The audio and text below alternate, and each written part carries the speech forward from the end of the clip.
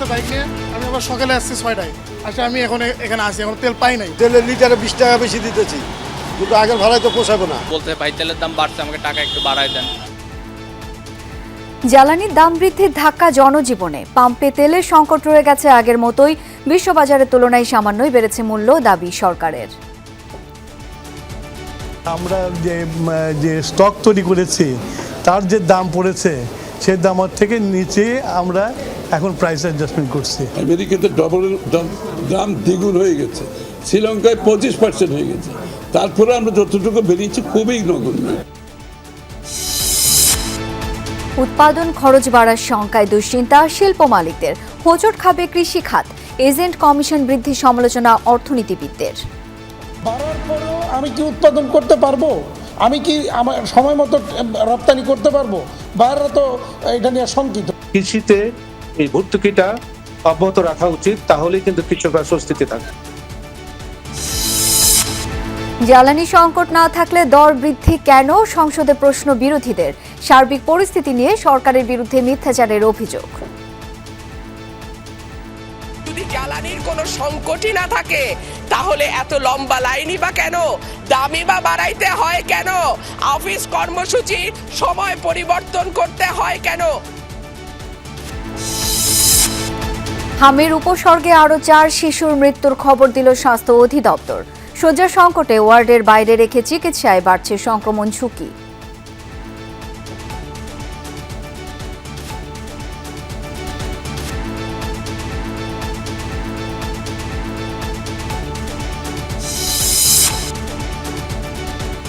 হজযাত্রার দ্বিতীয় দিনেও সার্বিক ব্যবস্থাপনায় মুসল্লিদের সন্তুষ্টি। ক্যাম্পের খাবার আর মশার উপদ্রব নিয়ে কিছুটা বিরক্তি। পরিবেশ ভালো আছে, কিন্তু একটু মশায় ধরছে, আমাকে মশা কামড়াচ্ছে। পবিত্র হজ উদযাপন করার জন্য যাচ্ছি, আল্লাহ পাক যেন আমাদের হজটা কবুল করেন। শুকরিয়া আল্লাহ দরবারে অনেক অনেক যে আল্লাহ আমাদের নিচ্ছেন।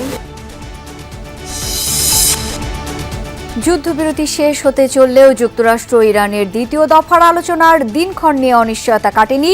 ছাড় দিতে নারাজ দুপক্ষ। বৈঠক আয়োজনে প্রস্তুত মধ্যস্থতাকারী পাকিস্তান।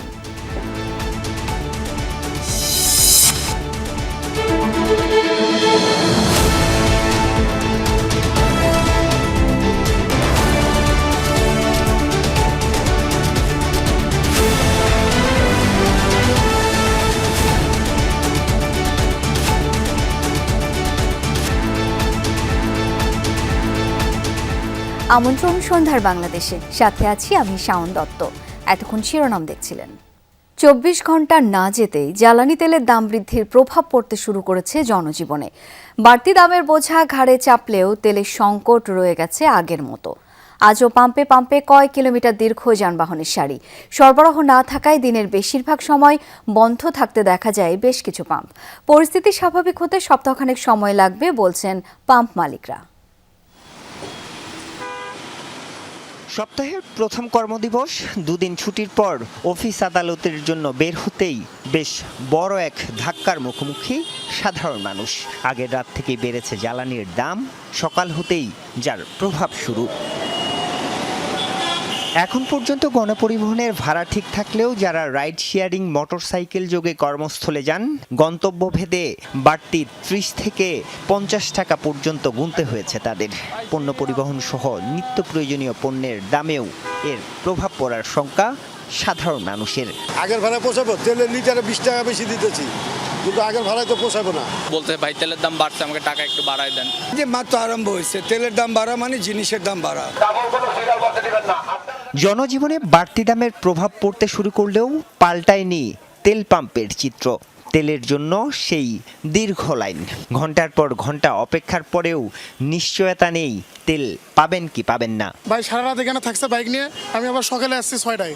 আচ্ছা আমি এখন এখানে আসি, এখন তেল পাই নাই। যদি দাম বাড়ানোর পর এই ক্রাইসিসটা একটু হলো সমাধান হয়, পার্সোনালি প্রবলেম নাই। মানে দুপুরে 1টা থেকে সিরিয়ালে এখন পর্যন্ত তেল পাইনি। সারা রাত্রে খাওয়া দাওয়া বলতে তো নাই।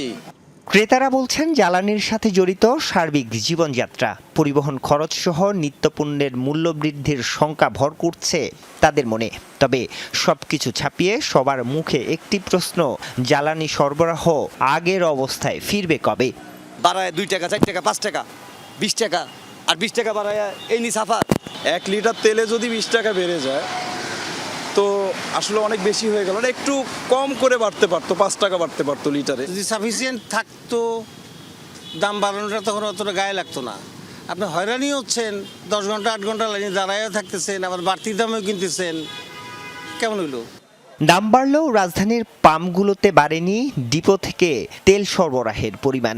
উল্টো বেশ কিছু পাম্প বন্ধ ছিল এদিনও। তবে মালিকরা আশাবাদী দাম বাড়ানোর ফলে তেল মজুদের প্রবণতা কমবে বলে মনে করছেন তারা। মানুষের মধ্যে একটা প্যারা ছিল যে দাম বাড়বে টামবে, এখন ওইটা হয়তো কেটে গেল। একটা দাম তো বেড়ে গেল, এখন হয়তো ওই জন্য স্বাভাবিকভাবে মানুষের মধ্যে একটা স্থিরতা আসতে পারে। আজকে আমার চাহিদা 50,000 40,000, আমি পাচ্ছি 22,500, তো হলো না তো।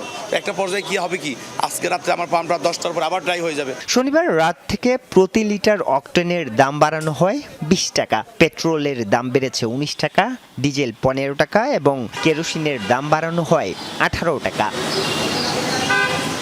আরিফুর রহমান সবুজ, যমুনা নিউজ, ঢাকা। দেশে জ্বালানি তেলের সংকট কাটছে না। পাম্পগুলোতে দীর্ঘ সময় লাইনে দাঁড়িয়েও চাহিদা মতো তেল না পাওয়ায় বাড়ছে হতাশা। এর মধ্যে হঠাৎ দাম বৃদ্ধিতে ক্ষুব্ধ গ্রাহক।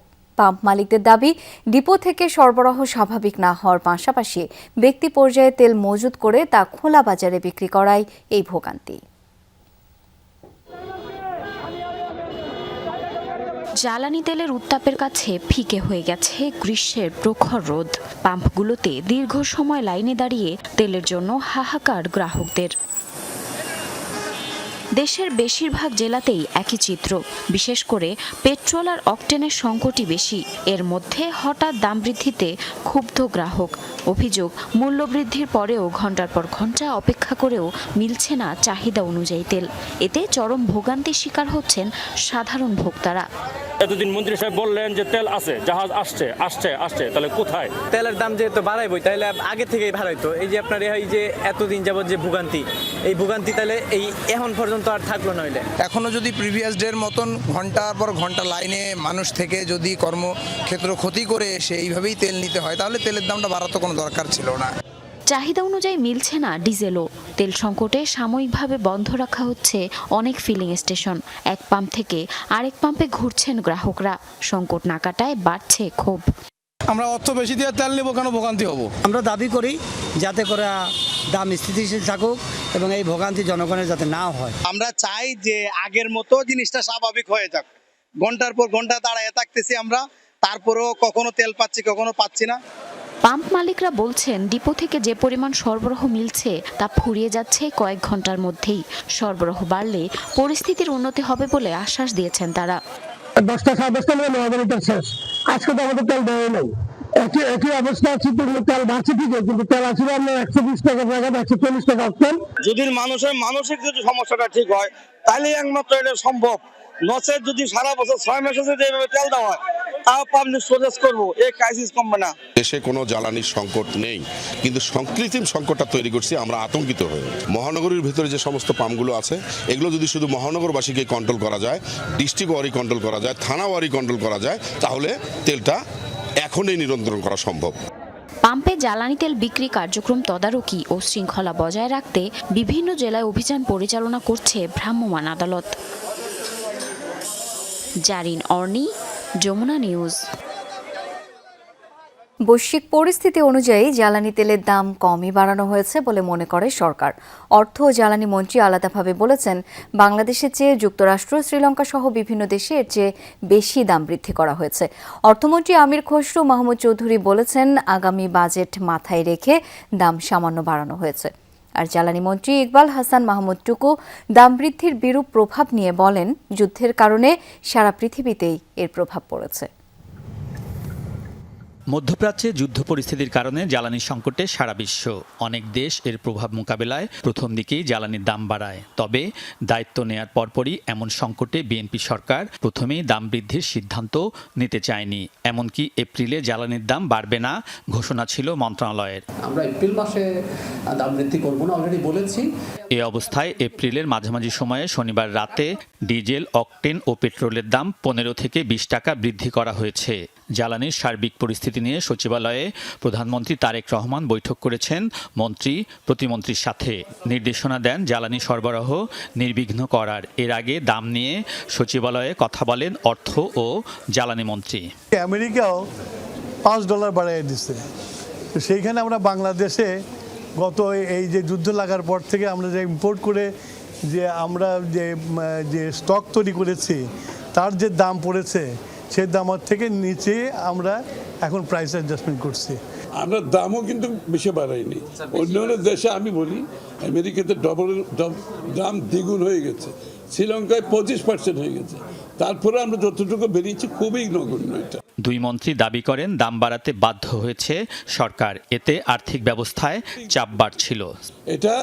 এইটা বাড়াতে হয়েছে শুধুমাত্র আমাদের তহবিলের উপর এত প্রেশার আসতেছে, আমাদের তো বাকি প্রোগ্রাম চালাতে হবে।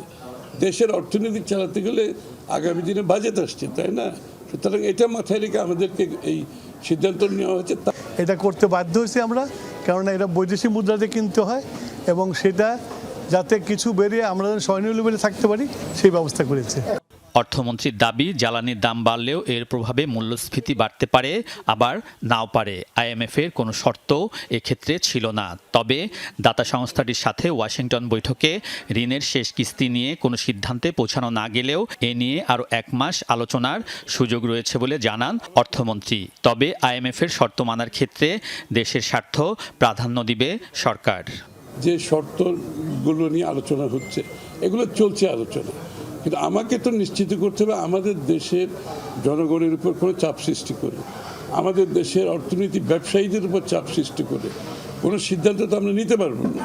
সুতরাং আমাদেরকে তো সিদ্ধান্ত নিতে হবে, খালি তো ওদের সিদ্ধান্তের ব্যাপার নাই। অর্থমন্ত্রী বলেন সামাজিক কল্যাণমূলক কর্মসূচি বাদ দিয়ে কোনো দাতা সংস্থার শর্ত পূরণের সুযোগ নেই। ফ্যামিলি কার্ড কর্মসূচি সব দাতা সংস্থা ইতিবাচকভাবে নিয়েছে। Family card is highly appreciated. Alamgir Swapan, Jamuna news, Dhaka. ঘোষণা ছিল এপ্রিলে বাড়বে না জ্বালানি তেলের দাম, তবে শেষ পর্যন্ত কথা রাখতে পারেনি সরকার। শনিবার রাতে হুট করেই আসে পেট্রোল, ডিজেল, অকটেন আর কেরোসিনের দাম বৃদ্ধির ঘোষণা। আর এতেই মাথায় হাত শিল্প মালিকদের। বলছেন উৎপাদন খরচ আবার বাড়লে রপ্তানি বাজারে টিকে থাকা যাবে না। অন্যদিকে অর্থনীতিবিদদের শঙ্কা কৃষি উৎপাদন ও মূল্যস্ফীতি নিয়ে। বলছেন এই ধাক্কায় জিডিপির আকার কমতে পারে প্রায় 1%। জ্বালানি তেলের সংকট নিয়ে বিপদ চলছিল আগে থেকেই, এবার তাতে মরার উপর খাড়ার ঘা হয়েছে বাড়তি দাম। রোববার থেকে কার্যকর হওয়া নতুন দরে লিটার প্রতি পেট্রোল, ডিজেল ও অকটেনের দাম বেড়েছে গড়ে 10 থেকে 15 টাকা। সবচেয়ে বড় হুমকির মুখে শিল্প খাত। পোশাক শিল্প মালিকরা বলছেন যেখানে বিদেশি ক্রেতারা দাম বাড়াতে রাজি নয়, সেখানে উৎপাদন ব্যয় বৃদ্ধি পাওয়া অশনি সংকেত। তার মানে প্রতিযোগিতা সক্ষমতা কমবে, হাতছাড়া হতে পারে রপ্তানি আয়। যুদ্ধ যদি এইভাবে চলতে থাকে, এটা যদি দীর্ঘায়িত হয়, তাহলে জ্বালানি সংকট এটা আরও যে কোথায় গিয়ে পৌঁছবে এবং আলটিমেটলি আমার উৎপাদন খরচের এখন একটা তো হলো যে উৎপাদন খরচ বাড়বে, কিন্তু বাড়ার পরেও আমি কি উৎপাদন করতে পারবো? আমি কি আমার সময় মতো রপ্তানি করতে পারবো? বায়াররা তো এটা নিয়ে শঙ্কিত, যার কারণে বায়াররা কিন্তু অর্ডার প্লেসিং কমিয়ে দিয়েছে। টেক্সটাইল ব্যবসায় সম্পৃক্ততা আছে, তো আমাদের যেটা হয়েছে যেমন আমাদের প্রোডাকশনের ব্রেক হচ্ছে, হ্যাঁ, তো ওখানে এফিসিয়েন্সি লস হচ্ছে। তারপর যে শিপমেন্টের যে এটা ছিল, আমরা ধরেন অনেক ডেডলাইন মিস করছি, তো এখন তো এটার সাথে একই সাথে কিন্তু এয়ার ফ্রেটেরও দাম বেড়ে গেছে। তো এয়ার ফ্রেট যখন করছি এটা কিন্তু আমার নিজের পকেট থেকে দিচ্ছি, তো ক্যাশ ফ্লো ক্রাইসিসের মধ্যে এখন কিন্তু সবাই আমরা একই প্রবলেম পড়েছি। কৃষিতে ডিজেলের সবচেয়ে বেশি ব্যবহার সেচ কাজে। পাওয়ার টিলার, ট্রাক্টর বা হারভেস্টার মেশিনও তেল ছাড়া অচল। নতুন দর বৃদ্ধির ফলে বড় ধরনের হোঁচট খাবে কৃষিখাত, বাড়তে পারে উৎপাদন ব্যয়। কৃষি ক্ষেত্রে যদি ভর্তুকিটা অব্যাহত রাখা না হয়, তাহলে কিন্তু কৃষি উৎপাদন আমাদের এখানে বড়ভাবে ব্যাপকভাবে এটা বাধাগ্রস্ত হবে। সুতরাং সেদিক থেকে অন্ততপক্ষে টার্গেট বেস কৃষিতে এই ভর্তুকিটা অব্যাহত রাখা উচিত, তাহলে কিন্তু কৃষকরা স্বস্তিতে থাকবে। সবচেয়ে বেশি ভোগান্তি সাধারণ মানুষের। ঐতিহাসিকভাবে জ্বালানি তেলের দাম বাড়লেই দেশে মূল্যস্ফীতির পারদ চড়ে। তার মানে 7% এই সূচককে আটকে রাখার লক্ষ্য কাগজে কলমেও টিকবে না। জ্বালানি তেলের সাথে পাল্লা দিয়ে লজিস্টিক ব্যয় বাড়লে জ্যামিতিক হারে বাড়বে পরিবহন খরচ। তাহলে নিত্যপণ্যের দাম কিভাবে সামাল দেবে সরকার? নতুন করে যে একটা মধ্যপ্রাচ্যের যুদ্ধের যে ধাক্কাটা আসলো, এই ধাক্কা সামলানোর জন্য সরকারকে আমার কাছে মনে হয় বেশ কিছু সাহসী কতগুলো পদক্ষেপ নিতে হবে। ইরানের হরমুজ প্রণালী খুলে দেওয়ার খবরে বিশ্ববাজারে জ্বালানি তেলের দাম কমলেও এই মুহূর্তে ব্রেন্ট ক্রুডের দাম ব্যারেল প্রতি $90 আশেপাশে ঘোরাফেরা করছে। কাশফিয়া রুহি, যমুনা নিউজ। তেলের মূল্য বৃদ্ধির পাশাপাশি বাড়ানো হয়েছে এজেন্ট তথা ব্যবসায়ীদের কমিশন। ফলে প্রতিদিন ব্যবসায়ীদের পকেটে বাড়তি যাবে 83 লাখ টাকারও বেশি, যার পুরোটাই দিতে হবে সাধারণ ভোক্তাকে। জ্বালানি বিশেষজ্ঞ শামসুল আলমের মতে লিটার প্রতি কমিশন বাড়ানো অযৌক্তিক। দাবি করেন এনার্জি রেগুলেটরি কমিশন BERC-কে পাশ কাটিয়ে এমন সিদ্ধান্ত নিতে পারে না সরকার। জ্বালানি তেলের জন্য অপেক্ষা, হাহাকার, ভোগান্তি, নষ্ট হাজার হাজার কর্মঘণ্টা। রাজধানী সহ সারা দেশের মানুষ ভুগছে অবর্ণনীয় দুর্ভোগে। এসবের মাঝে রোববার রাত 12টা থেকে বাড়ানো হয়েছে জ্বালানি তেলের দাম। তাতে ডিজেল, পেট্রোল, অকটেনের দাম বেড়েছে 15 থেকে 20 টাকা পর্যন্ত। তেলের দামের সাথে বাড়ানো হয়েছে ডিলার বা এজেন্টদের কমিশনও। 2026 সালের মার্চে প্রকাশিত সবশেষ হিসাবের তুলনায় এবার ডিলার বা এজেন্টরা লিটার প্রতি 41 পয়সা থেকে 82 পয়সা পর্যন্ত বাড়তি পাবেন। যদিও বরাবরের মতো তাদের দাবি এতেও খুব একটা লাভ হবে না। হয়তো কিছু বাড়ার কথা, যেহেতু আমাদের এখানে তো ইনভেস্ট বেড়েছে, তো আমাদের যেটা হয় সরকারের থেকেই ফিক্স করে। এখানে তো আসলে এই জ্বালানি সংকটকালীন সময় কিন্তু আমাদের অপারেশন খরচ বেড়েছে, ক্যারিং খরচ বেড়েছে, কারণ সব কিছু মিলে আমাদের এখানে নিজের মতো করে প্রাইস বসানোর কোনো সুযোগ নেই। বাংলাদেশ পেট্রোলিয়াম কর্পোরেশন BPCর হিসাবে প্রতিদিন গড়ে 1,72 লাখ লিটারের বেশি ডিজেল, পেট্রোল ও অকটেন বিক্রি হয়। নতুন ডিলার কমিশন অনুযায়ী দিনে 83 লাখ টাকার বেশি কমিশন পাবেন ডিলাররা। এর মধ্যে শুধু ডিজেল বিক্রি করেই প্রতিদিন 57 লাখ টাকার বেশি আয় করতে পারবেন তারা, যার সবটাই যাবে জনগণের পকেট থেকে। এইভাবে অর্থনীতিকে সাপোর্ট দেবে এইটা মনে করার কোনো কারণ নেই। জ্বালানি বিশেষজ্ঞ শামসুল আলমের অভিযোগ, ভোক্তার পকেট কেটে লিটার প্রতি কমিশন বাড়ানো হয়েছে ব্যবসায়ীদের স্বার্থে। অসাধু ব্যবসায়ীরা যেভাবে চিন্তা করে, তাহলে তড়িঘড়ি করে দাম বাড়িয়ে আমরা কিছু টাকা সাশ্রয় করে নিলাম, কিছু টাকা মুনাফা করে নিলাম, এইরকম মতলব কাজ করছে সরকারের। যদি ক্রিয়াশীল কোনো শক্তি তার মধ্যে তো আছেই, তাদের মাথায় এটা কাজ করে তড়িঘড়ি করে দাম বাড়িয়ে নেন। জনগণকে ক্রাইসিসে ফেলে আপনি ব্যবসায়ীদের মতো লাভ করবেন, আপনি ব্যবসায়ীদের মতো লাভ লসের হিসাব করবেন, এটা তো সরকারের করার কথা না। তিনি বলেন, তেলের দাম বাড়ানোর এখতিয়ার এনার্জি রেগুলেটরি কমিশনের। এবারও পাশ কাটানো হয়েছে BERC-কে, যা আগের ধারাবাহিকতারই অংশ বলে মন্তব্য তার। এগুলো যাচ্ছে তাই কাজ, মানে সরকার তার ক্ষমতার অপব্যবহার করেছে। এটা তো সরকারের ক্ষমতা না, এই ক্ষমতা তো BERC-র। মানে এটা একটা দুরভিসন্ধি। একটা গণতান্ত্রিক গভর্নমেন্টের এইরকম আচরণ, এটা ভাবা যায় না। 2007 সাল থেকে গণশুনানির মাধ্যমে মূল্য সমন্বয় করে আসছে BERC। 2023 সালে আইন সংশোধনের মাধ্যমে তাতে পরিবর্তন আনে তৎকালীন সরকার। তানভীর সিদ্দিক, টিপু, যমুনা নিউজ, ঢাকা। জ্বালানির সংকট না থাকলে তেলের দাম বাড়াতে হলো কেন? পাম্পের লাইনে কেনই বা ভুগতে হচ্ছে মানুষকে? সংসদে বিরোধী দল আর স্বতন্ত্র সংসদ সদস্যদের এমন প্রশ্নে বিদ্যুৎ ও জ্বালানি মন্ত্রী বলেছেন, কিছু অসাধু ব্যবসায়ী প্যানিক বাইং আর মজুদ প্রবণতার জন্যই কৃত্রিম সংকট তৈরি হচ্ছে। ডিপো থেকে ফিলিং স্টেশন পর্যন্ত তেল পরিবহনে পুলিশ পাহারার বিষয়ে স্বরাষ্ট্র মন্ত্রণালয়কে অনুরোধ জানানো হয়েছে বলে জানান মন্ত্রী। সংসদ অধিবেশনে টেবিলে উত্থাপিত প্রশ্নের লিখিত জবাবে এসব তথ্য জানান তিনি। সংসদ অধিবেশনের 16তম দিন কার্যসূচি অনুযায়ী জনগুরুত্ব সম্পন্ন বিষয়ে মনোযোগ আকর্ষণ ও আলোচনা হয়। মন্ত্রীদের প্রশ্নোত্তর পর্বে লিখিত ও মৌখিক উত্তর উত্থাপিত হয় সংসদে। দেশে জ্বালানি সংকট নেই বলে আবারও দাবি করেন মন্ত্রী ইকবাল হাসান। বলেন, কিছু অসাধু ব্যবসায়ী প্যানিক বাইং ও মজুদ প্রবণতার জন্য কৃত্রিম তেল সংকট তৈরি হচ্ছে। কয়েক কিলোমিটার জুড়ে পয়েন্ট অফ অর্ডারে দাঁড়িয়ে স্বতন্ত্র সংসদ সদস্য রুমিন ফারহানা জ্বালানি পরিস্থিতি নিয়ে সরকারের বিরুদ্ধে মিথ্যাচারের অভিযোগ তোলেন। যদি জ্বালানির কোনো সংকটই না থাকে তাহলে এত লম্বা লাইনই বা কেন, দামই বা বাড়াইতে হয় কেন, অফিস কর্মসূচি সময় পরিবর্তন করতে হয় কেন? উত্থাপিত প্রশ্নের উত্তরে মন্ত্রী জানান, আমদানিকৃত জ্বালানি তেলের প্রায় 20 থেকে 23% হরমুজ প্রণালী দিয়ে আসে। যুদ্ধের কারণে কার্গো আসতে দেরি হচ্ছে। জরুরি চাহিদা পূরণে বিকল্প উৎস থেকে আমদানি করা হবে বলে সংসদকে জানান জ্বালানি মন্ত্রী। ওই অনুযায়ী জ্বালানি পরিস্থিতিতে কি কি ব্যবস্থা নেওয়া হয়েছে এমন প্রশ্নে জ্বালানি মন্ত্রী জানান, এরই মধ্যে জেলা পর্যায়ে ফুয়েল পাস চালু করা হয়েছে। রাজধানীর 7টি ফিলিং স্টেশনে পরীক্ষামূলকভাবে চালু করা ফুয়েল পাস অ্যাপে ব্যাপক সাড়া পাওয়া গেছে বলে সংসদে দাবি করেন মন্ত্রী। তিনি আরও বলেন, কৃষকদের জ্বালানি তেল প্রাপ্তিতে যেন কোনো সমস্যা না হয় এজন্য নির্দেশনা দেওয়া হয়েছে। Filling station agent, pack point ডিলাররা যাতে যথাপরিমাণ জ্বালানি তেল পায় সরকার তা নজরদারি করছে। এ সময় কুইক রেন্টালের নামে আওয়ামী লীগের লুটপাটের প্রশ্নের জবাবে মন্ত্রী বলেন, আওয়ামী লীগ সরকার বিশেষ আইন ব্যবহার করে দরপত্র ছাড়া বিদ্যুৎ কেন্দ্র অনুমোদন দিয়ে দলীয় আর আত্মীয় স্বজনকে সুযোগ দিত। এর ফলে অন্যায্যভাবে বিদ্যুতের দাম বৃদ্ধি ও ক্যাপাসিটি চার্জ নির্ধারণের সুযোগ দেওয়া হয়েছিল।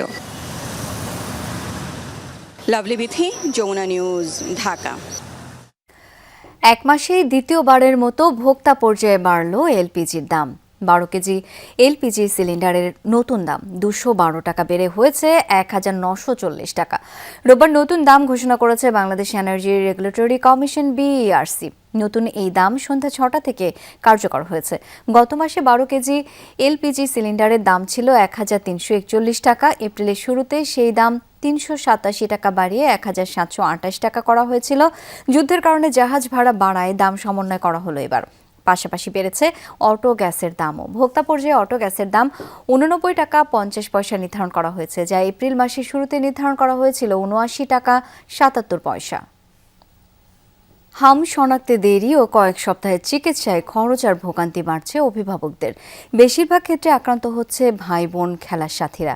চিকিৎসকরা বলছেন, শিশুদের টিকাদানের শতকরা হার কমে যাওয়ায় এবছর সংক্রমণ বেশি। অপুষ্টি ও মাতৃ স্বাস্থ্যহীনতাও গভীর করেছে সংকট।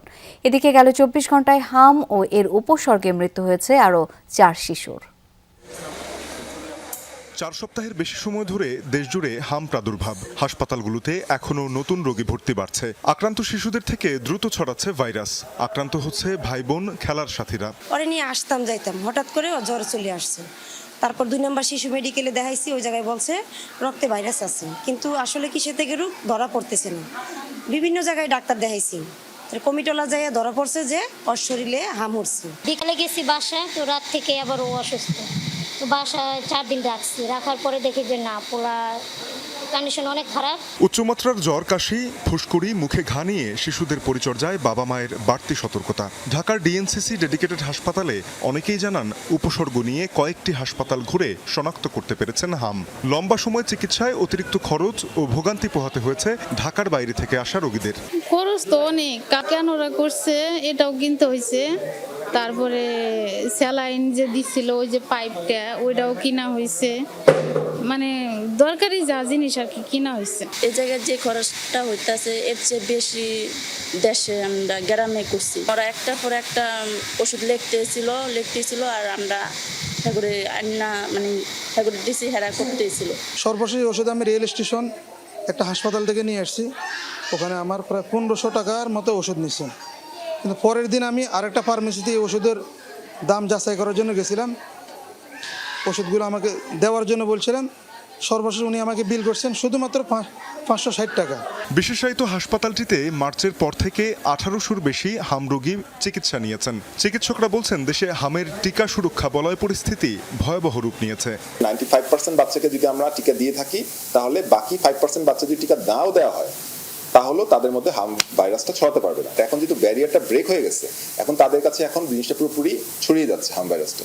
এবং ফলে দেখা যাচ্ছে আগে যেটা পকেট হয়তো প্রতি বছর আমরা কিছু কিছু হামের রোগী পেতাম, হয়তো মাঝখানে 1 2 হামের রোগী পাচ্ছি, বাট এই পকেটগুলোকেই এখন পুরোপুরি বেড়ে একটা বড় একটা মানে আউটব্রেকের মতো চলে গেছে। তবে সারা দেশে একযোগে টিকা কার্যক্রম চললে সপ্তাহ ব্যবধানে সংক্রমণ কমে আসবে আশা চিকিৎসকদের। তানজিম শাফিন, যমুনা নিউজ, ঢাকা।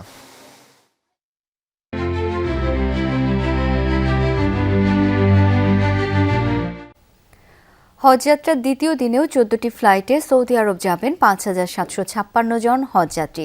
এর মধ্যে অনেকেই ঢাকা ছেড়েছেন। রওনা হওয়ার আগে ইমিগ্রেশন ঠিক সময়ে ফ্লাইট ও ভিসার জটিলতা না থাকায় মুসল্লিদের মাঝে রয়েছে স্বস্তি। হজ ক্যাম্পে কিছু ছোটখাটো সমস্যা থাকলেও সেগুলো দ্রুতই সমাধানের কথা জানিয়েছে হজ অফিস। সন্তানরা প্রতিষ্ঠিত, তাই নির্ভার দম্পতি নুরি আলম ও নাজমা সুলতানা জীবন সায়ান্নে বহুদিনের আকাঙ্ক্ষা পবিত্র হজ পালন, সেই সুযোগ হয়েছে এবার। আলহামদুলিল্লাহ, অনেক শুকরিয়া আল্লাহর কাছে, খুব ভালোভাবে যাচ্ছি। পবিত্র হজ উদযাপন করার জন্য যাচ্ছি, আল্লাহ পাক যেন আমাদের হজটা কবুল করেন। শুকরিয়া আল্লাহর দরবারে, অনেক অনেক যে আল্লাহ আমাদের নিচ্ছেন, শুকরিয়া, খুব ভালো লাগছে আলহামদুলিল্লাহ। এই দম্পতির মতো রাজধানীর আশকোনা হজ ক্যাম্পে হাজারো হজ যাত্রী সৌদি আরবের বিমান ধরার আগে কেউ নিচ্ছেন বিশ্রাম, কেউ শেষ বিদায় জানাচ্ছেন প্রিয়জনকে, কেউ আবার ইমিগ্রেশনে পার করছেন ব্যস্ত সময়। হজযাত্রীরা জানালেন এবার এখনও ফ্লাইট বিলম্ব এবং ভিসা জটিলতা হয়নি। বিমানে ওঠার আগেই ইমিগ্রেশন হয়ে যাওয়ায় স্বস্তি সবার মাঝে। তুলনামূলক মনে হচ্ছে যে ম্যানেজমেন্ট আগের চেয়ে অনেক ভালো হয়েছে। কোনো অসুবিধা নেই, আল্লাহর রহমতে সবকিছু মিলে ভালো ইনশাল্লাহ। না, এখন পর্যন্ত সবকিছু মোটামুটি ভালো আছে, কোনো ধরনের কোনো সমস্যা আসলে এখন পর্যন্ত ফেস করিনি। তবে হজ ক্যাম্পের কিছু ব্যবস্থাপনা নিয়ে অসন্তোষ আছে হজ যাত্রীদের মাঝে। এখানে খাবারের যে মানটা ওটা একবারে খুবই নিম্নমানের, দামটাও খুব লিমিটের বাইরে, অনেক দাম। খাবারের দাম বেশি রাখে ওনারা, আর খাবার নিয়ে অনেক বেশি ভোগান্তি করতে হয়। পরিবেশ ভালো আছে, কিন্তু একটু মশাই ধরছে, আমাকে মশা কামড়াচ্ছে, কালো কালো কালো কালো মশা, তো এই মশাই ধরছে। এমনি কোনো অসুবিধা হয় নাই। টয়লেট ওয়াশরুমগুলো আরও বেশি ভালো পরিচ্ছন্ন হলে ভালো হয়। এসব বিষয়ে দ্রুত ব্যবস্থা নেওয়া সহ সবকিছু নির্বিঘ্নে করতে চেষ্টার ত্রুটি নেই বলে জানান হজ পরিচালক। আমাদের আসলে প্রথম প্রায়োরিটি হচ্ছে যে আল্লাহর মেহমান, তাদের সন্তুষ্টি বিধানটাকে আমরা নিশ্চিত করব। এর জন্য যা যা করণীয় ইনশাল্লাহ আমরা করব। আরও কীভাবে আসলে কাজ করলে মশাটা থেকে সম্পূর্ণরূপে আমাদের হজযাত্রীদেরকে নিরাপদ রাখা যায় সেটা আমরা আসলে চেষ্টা করছি। হজের ফ্লাইট কার্যক্রম চলবে আগামী 21 মে পর্যন্ত। ফয়সাল মাহমুদ, যমুনা নিউজ, ঢাকা। জ্বালানি তেলের সংকট নিয়ে সরকার নাটক করছে বলে মন্তব্য করেছেন এনসিপির আহ্বায়ক মোহাম্মদ নাহিদ ইসলাম। কৃত্রিম সংকট আর মানুষকে ভোগান্তির মধ্যে ফেলে তেলের দাম বৃদ্ধি করা হয়েছে বলেও মন্তব্য করেন তিনি। দুপুরে রাজধানীর বাংলা মোটরে দলটির কেন্দ্রীয় কার্যালয়ে সংবাদ সম্মেলনে নাহিদ বলেন, সিন্ডিকেটদের অংশ হয়েছে সরকার, স্বচ্ছতার অভাবও রয়েছে সরকারের। এদিকে এবি পার্টি, বৈষম্য বিরোধী ছাত্র আন্দোলন ও আপ বাংলাদেশ থেকে 47 জন নেতাকর্মী এনসিপিতে যোগ দিয়েছেন। তাদের স্বাগত জানিয়ে নাহিদ ইসলাম বলেন, জুলাইয়ে যারা একত্রিত ছিল সাংগঠনিকভাবে নতুন বাংলাদেশ বিনির্মাণে তারাই ঐক্যবদ্ধ হচ্ছে। তরুণদের হাত শক্তিশালী করা ছাড়া বাংলাদেশে এখন আর কোনো বিকল্প নেই বলেও মন্তব্য করেন তিনি। আরও জানান, ছাত্রলীগ, ছাত্রদল, শিবির কিংবা যে দলই করুক না কেন, যারা নতুন বাংলাদেশে বিশ্বাসী তাদের সবাই এনসিপিতে যোগ দিতে পারবে।